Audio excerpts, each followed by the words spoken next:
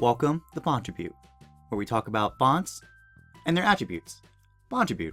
This is Thomas Jockin from TypeThursday. I want to thank you all for being here for another week about fonts called TypeThursday. We'll call Fontribute part of TypeThursday. So we're continuing our discussions about italics and how they operate differently from the Romans we normally discuss it in Type 1 classes. And the general reaction has been very positive about this, as I suspected. There's different considerations and thoughts that come into drawing italics than the Romans come up. And last week we talked about transitionals, right? And how even that description is so broad, is a sort of range of work produced in that era of typeface design, that it's not exactly the most useful. And I showed two examples last week. Well, we're continuing with that procedure, but this time I'm deciding to use a transitional paired with what would be classified as a modern. As you can see here is Dito and Corundum here to discuss some more points about this. What is transitional? Like, what do we mean by that? And also, I chose Corundum from Darden Studio because it's a revival of a specific Fournier italic that's really well known in the type world as innovative in its approach for the italic, that stands out compared to other directions that we even observed in other episodes. So let's get started.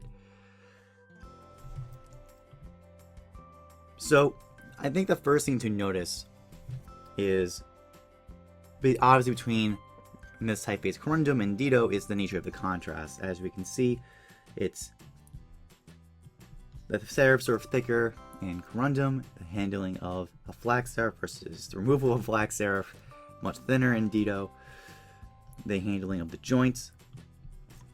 Again, these are pretty basic stuff we would expect to see between these two designs. One thing a little more apparent is we're starting to see a different nature of the contrast. If you look at the shoulder, how it transitions from the stem over to the joint over here, there is a changing of thickness that's happening, right? But it's still maintaining roughly what we expect to see. Meanwhile, in Dito, notice how it's just getting real thin to hairline, and then it maintains a hairline all the way through.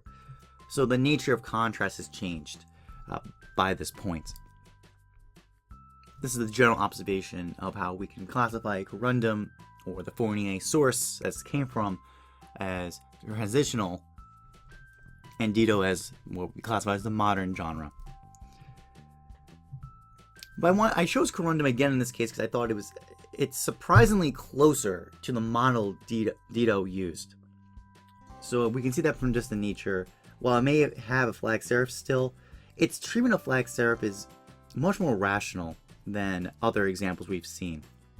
And the nature of these serifs on the bottom are speaking very close to what we would see later on in the moderns. But I think more importantly is, again, I originally even used this project as an example because of the italics. So we know from the previous examples we've seen italics that basically come down and then come up and around.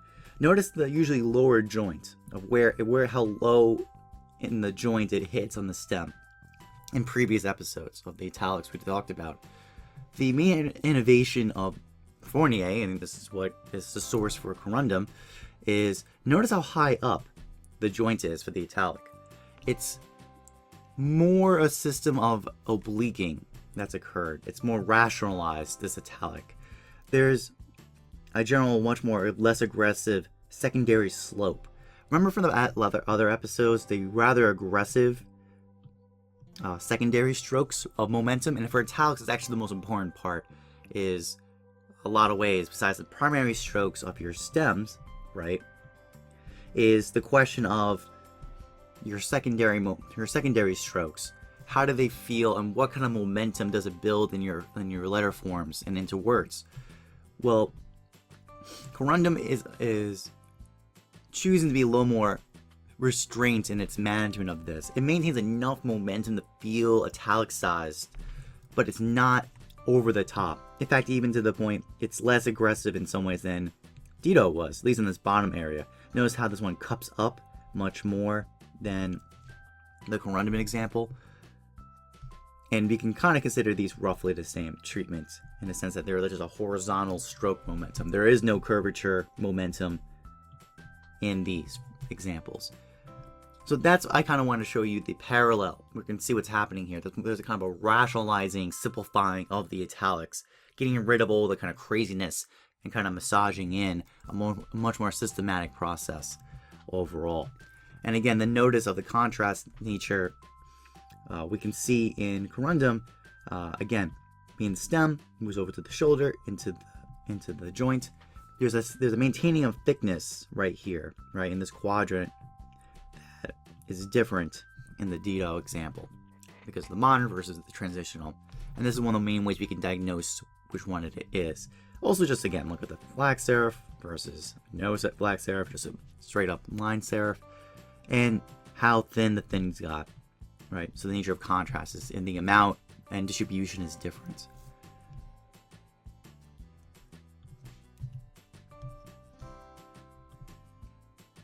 Moving on to the O, we can, again, there's some things that Corundum's still honoring, which is, notice the width of Corundum's Roman compared to his italic. It's narrower in the italic. So that we saw it in other examples too. So just a note generally, when you're drawing your italics, some letters are going to get narrower in this era. It's still getting narrower. You know, you're not just taking the letter and obliquing it. Even when obliquing is happening, there's a certain proportion shifting happening because the whole flavor and texture of the type has to change because of that. Even D-Dot has that as well. This is a narrower proportion than this, for example. So I like using the O as an example to show there are differences happening between the Roman and the italic. On to the A. So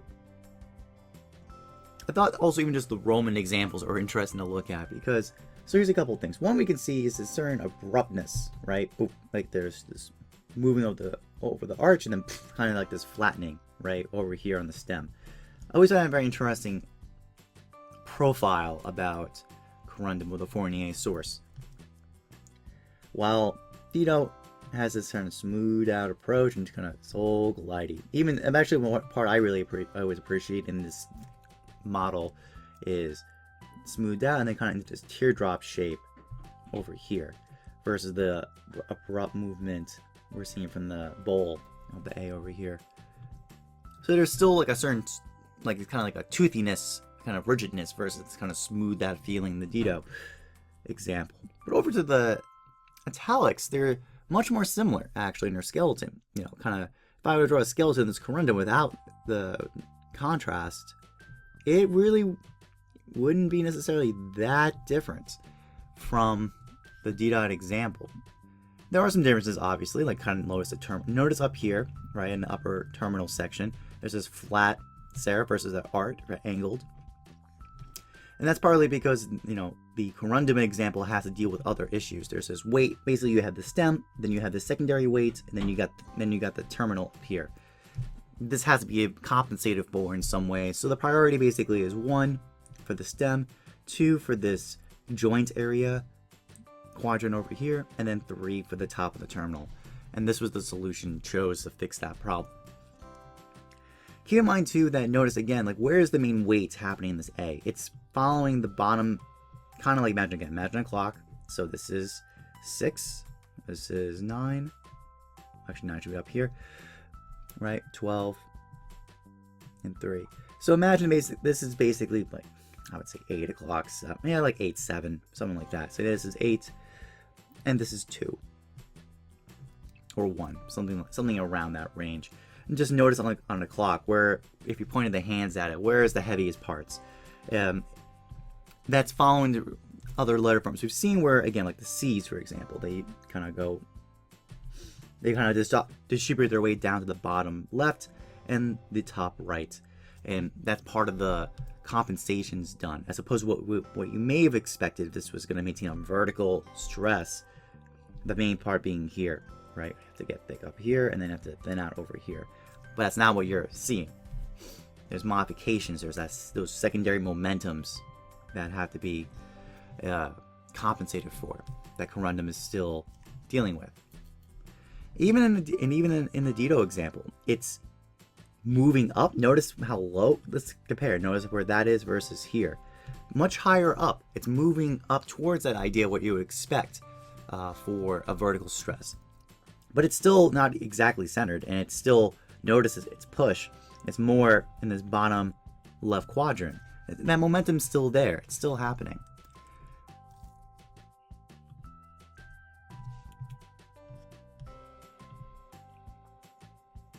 Over to the E's. So, kind of looking at the Romans, we can see again nature of the contrast approach, very different, especially this complete bottom quadrant of it.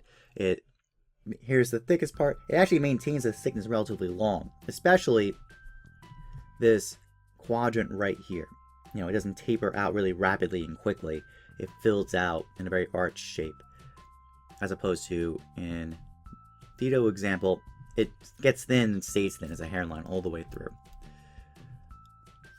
Into its italic editions, we can see one, again, this is kind of focusing on the secondary momentum, where that terminal hits, the contrast difference between the two, and again, where is the thickest parts hitting on the rounds? Notice in Corundum, it's down here in this quadrant, over here. In Dito's, it's higher up on this bottom area over here and a little lower down. It's redistributing the weight. That's the theme overall. You can see between this transitional Corundum design and the modern design of Dito. And we talked about the C before. I drew it, and we're seeing the exact same point again. Again, I'm just going to, this is kind of repeating the theme.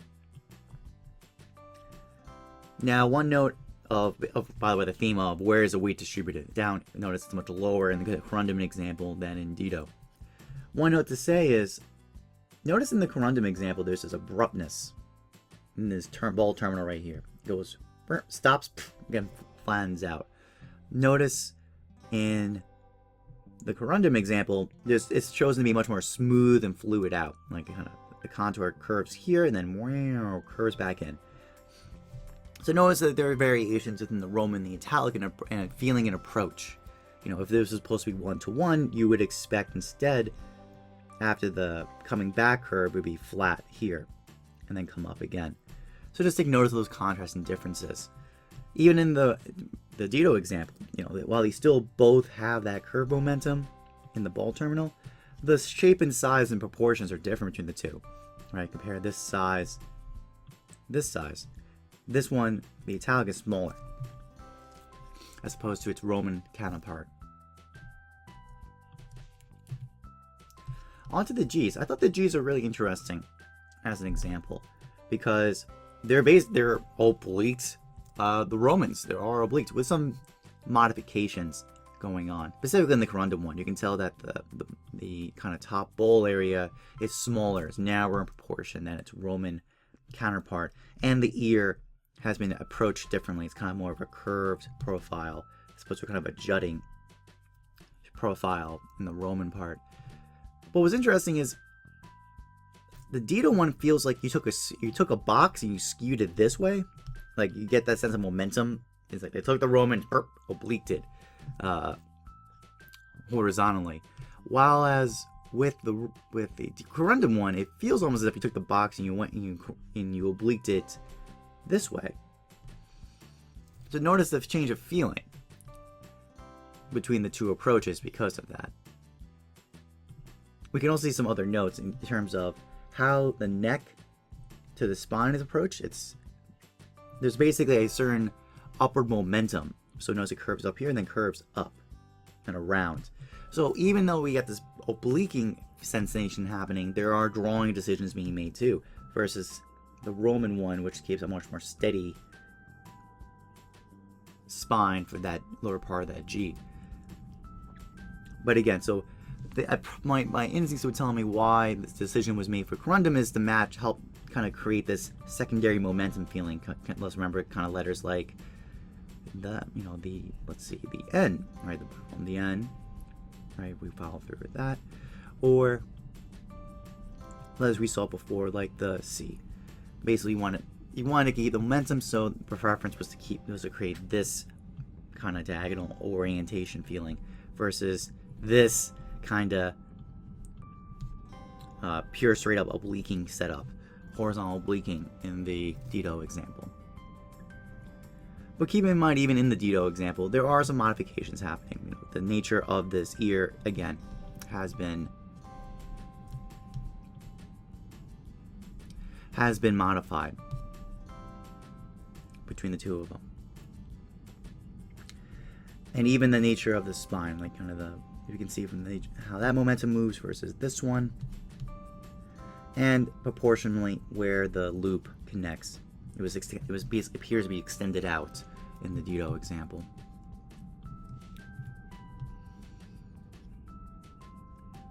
Lastly, onto the P, I wanted to use this example to point out the main thing, again, the idea of like where these descenders are hitting. Take notice again, instead of that, it's not a directional, it's a square. It's just more following the Roman proportion setup. Where different ascenders and descenders have different approaches and how they're going to be designed and thought about. And again, where does the secondary momentum of the stroke? In this Corundum example, you can see it's mimicking closer to the A, this shape, versus much more rounded but even proportion in the Dito example. And where the weight distributed, notice the heaviest parts are here and here versus here, between the two of them. And again, in the Corundum example especially, we can see how narrow the P is compared to its Roman counterpart. Also, again, I like this P example because it also points out, notice in the Corundum example, it's much more regularized. Like, here's the heaviest part, and notice how it transitions much more controlled and steady.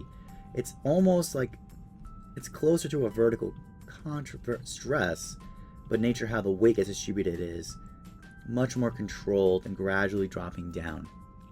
So we can see a kind of clear transition of thought moving from the Corundum example over to Dito, where here's the heaviest part, then thick, thinner, thinner, thinner, thinner, and then wee hairline between the two of those. While in the italic, that system is not applied. Again, if that was the case, we would expect the heaviest weight to be here, and then it would gradually lose weight down to here. So probably be a shape like this, which wouldn't make sense though, because even look at the counter shape. Notice this counter. Look at how this counter is even drawn. It wouldn't allow versus the symmetry of this counter. So a lot of times when you're distributing your weight, a lot of times your counter is determining what shapes are appropriate, what makes sense.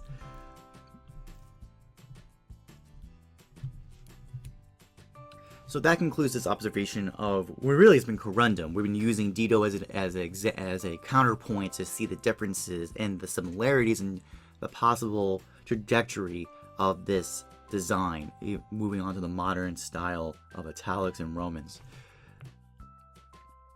There's a certain rationalizing aspect. It's, if you were thinking about it, if you could think almost as Caslon as its similar brother in a lot of ways, but Caslon, because of how its serifs are treated and its approach, it's much more it's kind of more earthy and smooth, while Corundum is more rationalized and kind of in some ways a much more systematic. It's like moving. It's not as chaotic as Caslon. Caslon, remember correctly, has had all this craziness going on, especially in the italic. The italic had this madness happening all over the place, which gives it a certain charm, and I think in certain projects would be very appropriate. It makes a lot of sense. But if you were like, okay, Caslon's cool, I like where it's going, but it's a little too crazy. This is like this is like a chill party, not crazy rampage party. So with a chill party, maybe using something like Corundum would be more appropriate, especially when paired with other typefaces, like I specifically say. You can actually make a very good argument of using a modern and a headline and using Corundum for the body, because this is much closer to its modernist brothers that they can speak to each other in a much more, I think, consistent way than a Caslon reference jump. You can both can work, but just their flavors will be different because of that. This has been Fontribute. I'm Thomas Jockin from TypeThursday. I really hope you learned a lot from this discussion about italics. Perhaps I'll do another series on italics on the sans serifs. Perhaps. Because just because it's sans serif doesn't mean you can't have italics drawn. Just saying. Anyways, so if you're interested in that topic, let me know. Feel free to leave a comment. Or if there are other topics you'd like me to discuss on Fontribute, the channels are open. Conversations are more than welcome. I hope all of you have a great week, and I look forward to talking to you next week. Take care. Bye.